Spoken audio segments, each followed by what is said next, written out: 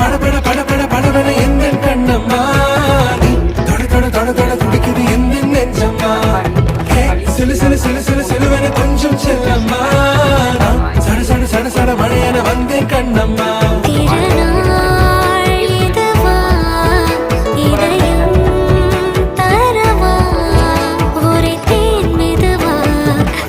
கொஞ்சி வரவா படபட படபட படபட எந்த கண்ணம்மா தொட தொட தொட தொட துடிக்குது எந்த நெஞ்சம்மா சிலு சிலு சிலு சிலு சிலுவன கொஞ்சம் செல்லம்மா சட சட சட சட மழையன வந்தேன் கண்ணம்மா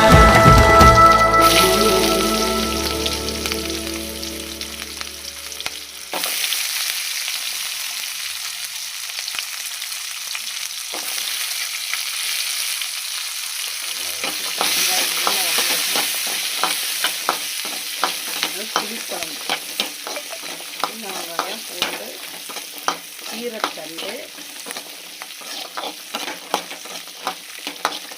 புளிக்குழம்பு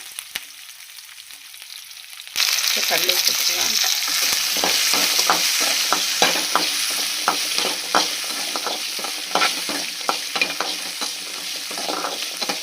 வெங்காயம் வந்து நல்லா கோல்டு கலரில் மாறணும். வெங்காயம் நல்லா வதங்கி சின்ன வெங்காயம் கட் பண்ணக்கூடாது. வெங்காயத்தை முழுசாக தான் போடணும். நல்லா வாசனையாக இருக்குது.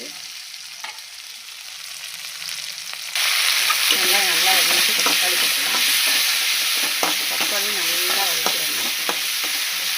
நல்லா வதங்கினா தான் குழம்பு டேஸ்ட்டாக இருக்கும். தக்காளி நல்லா வதக்கிடணும். தக்காளியே தெரியக்கூடாது. வெங்காயம் நல்லா வதக்கி தக்காளி பூண்டு நல்லா வதக்கிடணும். இப்போ நம்ம இந்த கீரைக்கண்டை போட்டுக்கலாம். கீரைக்கண்டை வதக்கணும். சூப்பராக இருக்கும் குழம்பு. வாசனையாக இருக்குது, டேஸ்ட்டாக இருக்கும்.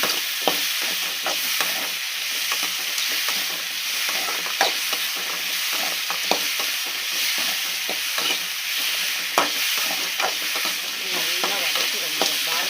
கீரைக்கண்டையும் நல்லா வதக்கிடணும். நல்லா வதக்கிட்டு மசாலையே போடணும். நல்லா வதங்கட்டும். இப்போ மல்லித்தூள், வீட்டு மசாலா தான் குழம்பு மிளகாத்தூள் ஒரு ஸ்பூனு, ஒரு 1.25 ஸ்பூன் போடுவோம். இது காரம் ரொம்ப இருக்காது. இப்போ அதையும் நல்லா மசாலையாக வேறு மாதிரி நல்லா வறுத்துக்கலாம்.